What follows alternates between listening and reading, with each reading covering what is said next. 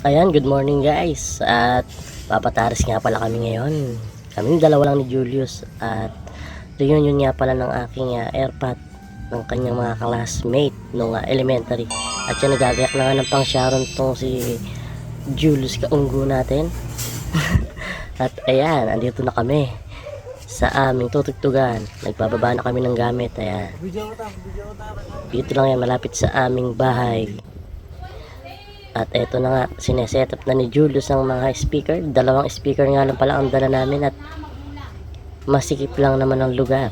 Hindi na kailangan ng sub. At isa pa, wala namang bayad. Kaya okay lang yun.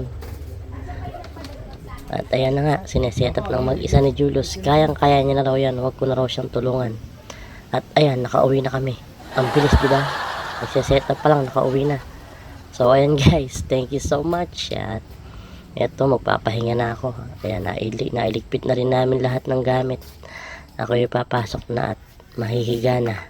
Maraming salamat sa pagnood ng aking walang kwentang medyo meron na video. Thank you.